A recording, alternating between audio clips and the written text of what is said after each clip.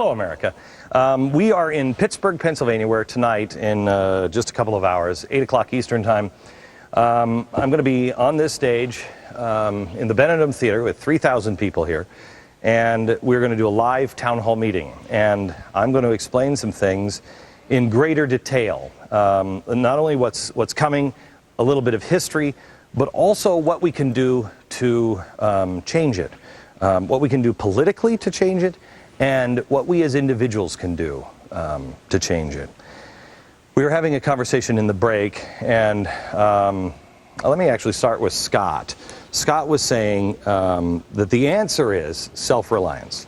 Absolutely. I mean, a lot of people tell me, we have our own business, my wife and I, and we take care of ourselves. We have 35 employees. We make sure that we pay ourselves last, but we're making sure that our business is open and we're taking care of ourselves. We're not waiting for other people to give us handouts. We support ourselves. A lot of people say that's selfish, but it's not selfish because we have 35 employees. We take care of them. We take care of their families, and we take care of what we can take care of. Okay, Sam, you actually hear from your friends that is selfish, right? Yeah, I hear that I'm being selfish, that I'm insensitive, that wanting to do away with entitlement programs will end up disenfranchising people. That's the big word it will. That progressives use. And I look insensitive. Hang on, before you go any further. Oh, it will. It will. People will be, because we have all grown into this lie that we are entitled to certain things. We are entitled to life, liberty, and the pursuit of happiness. You cannot round me up on the streets and just take me and throw me in jail. Liberty. You cannot just kill me without a trial. Life. So I can go and pursue happiness. Your job as a government, the only thing I'm entitled to is my life and my liberty, so I can go and pursue happiness. But progressives have totally changed that. And we have adopted the European style. And they're right. The riots, as they called me crazy for saying, now your friends are saying, oh, it's going to cause problems. Yes. Yeah. The riots are coming here as well. They already started in San Francisco. They almost beat a cop to death. They were grab his gun in San Francisco. Anybody see that videotape? Yeah. Beating him with his billy club and then saying, grab his gun, grab his gun. He finally got up and said, back off. And it was all over free education. Okay, so you're friends. Yeah, so I mean, it's hard. I'm a resident physician, so then people say you're insensitive. How could you not want to help people? That's your life's work. But, I believe in self-empowerment, individuality. Like our founding fathers said, 5,000-year leap, they talk about Thomas Jefferson and the founding fathers promoting individual rights as opposed to collective rights. And it seems like we've fallen into this trap of collectivism that people can't find their way out. What's the problem with collectivism? Anybody? There's no motivation. No motivation, right? And what else? No incentive. It destroys people. Mm-hmm. It destroys people. They become the brick. Exactly right. You just become this little brick, and you don't ever, let me tell you something. I'm a recovering alcoholic, and I didn't really start to live until I bottomed out, until I had lost everything. And then you have a moment of choice. Are you going to live or die? Well, America, that's where you are. That's where you are. Not yet, but you're close. You're going to live or die. I want to live. I want the republic to live. I want man's freedom to live. So we're going to have to apparently crash and then pick ourselves up. But there are going to be people who try to stop us. People who are trying to take Europe, correct me if I'm wrong, David, if you disagree with this assessment, take Europe and make it one united front, lose all nationalities, lose all flags, just one state. Same with the U.S. Take all 50, erase the borders. We're all in this together, one state. That will fail as one state. This will fail as one state. And then they will say, okay, good, we'll just push everybody together and create one new global order, which will also fail. But that's what they're trying to get us to do. And they're trying to pit us against each other. Trying to. I feel bad for the cops and the teachers and the firefighters because they're going to lose their pensions. And already their unions are blaming it on us. Is there a person here who hates the cops? Is there a person here who doesn't want to pay teachers? We were all buying into a lie, and we were played. And it's going to end either in a horrible way or a good way. And Janet, you have already started on the answer, and we're going to go to her next.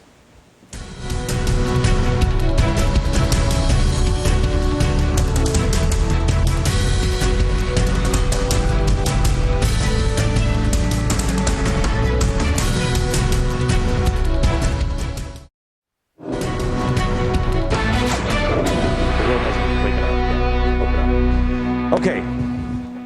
Hello. We're in Pittsburgh, and we're doing a special movie theater event tonight. Some movie theaters all around the country. You can go to glennbeck.com for all details. But this is just a group of people from Pittsburgh that we randomly selected. And Janet, I asked before we went on the air, has anybody done anything on the 40-day and 40-night challenge? And has there been any difference in your life? And what happened?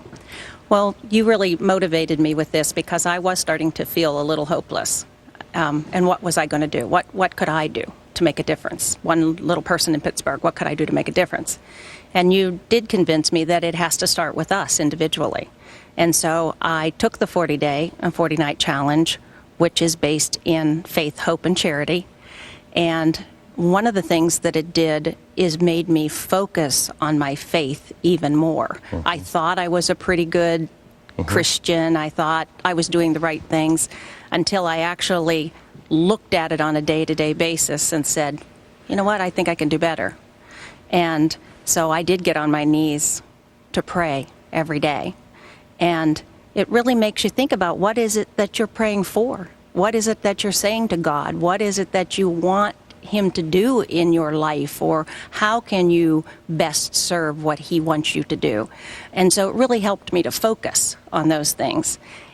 And once I did that, the hope became a little better. It became brighter. A little brighter. Yeah. And have you gotten to the place of acceptance now that you know the country's going to change, you know the world's going to change, but it's going to be okay? yes. Yeah.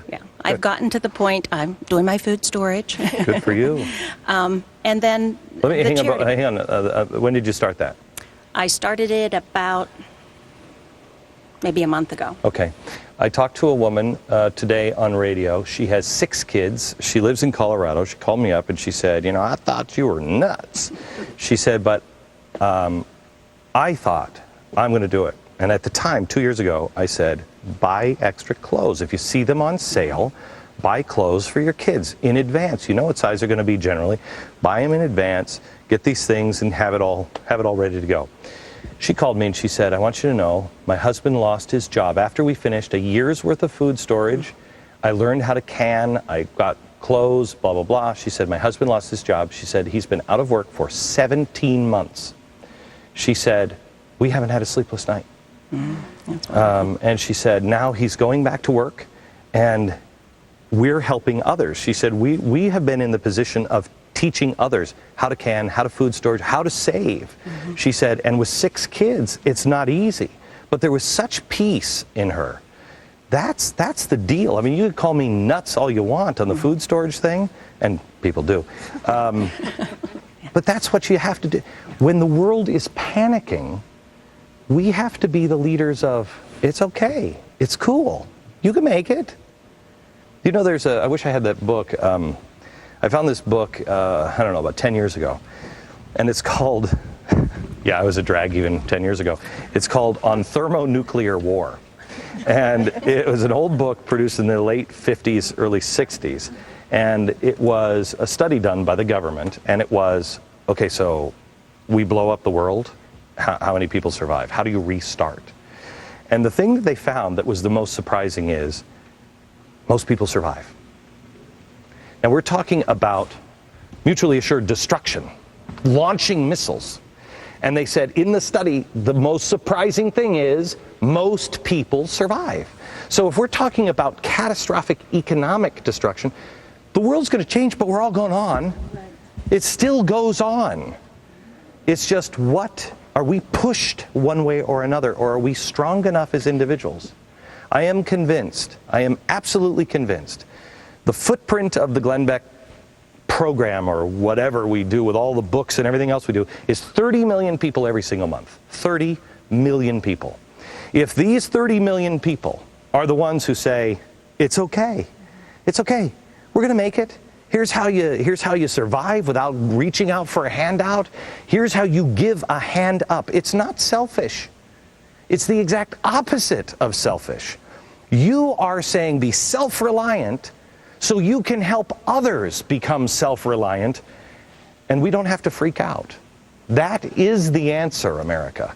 And I know it sounds ridiculous, it may sound stupid, but I'm telling you that the answer is the smallest. Our founders knew on government, it's local, not national.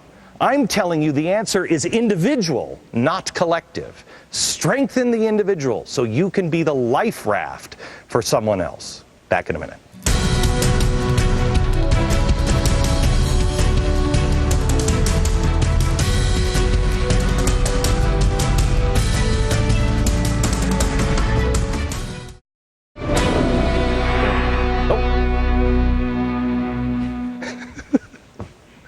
Hello, America. I want to spend a few more minutes with Jordan. He is a college student here in the Pittsburgh area. And what is college life like? Are you hearing any of this stuff in college?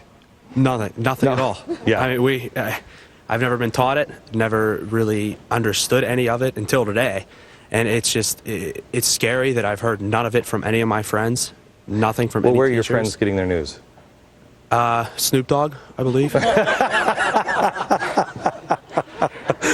actually had somebody on television say, look, I listen to you and Rush, and then I watch Fox News, but I'm a liberal, and so I have to get my news on the other side, and I get it from Jon Stewart and Stephen Colbert. And I'm like, that's, my father and mother never said, I get my news from Johnny Carson. I mean, see, that's not news. That's a comedy monologue.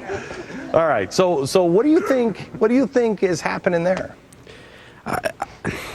I truthfully, I don't even know, because it's so tough to understand where people are getting this stuff that they're getting in their head from somewhere, whether it be Stephen Colbert, whether it be Jon Stewart, but it's scaring me into seeing that this is the future. I'm terrified. I have tremendous faith in America and in the youth. I mean, Americans, if they don't drum it out of us. Let me tell you why I'm wearing buffalo. Buffalo should be the American symbol, and here's why. If I told you a buffalo standing still could jump 4 feet in the air, would you believe it? You shouldn't. They can jump 8 feet. No. 6 to 8 feet. If I told you they could run 40 miles an hour, would you believe it? No. They can. Buffaloes are the most deceptive. They are strong and they power through. That's who Americans are. They also graze for 18 hours a day. So, back in a minute.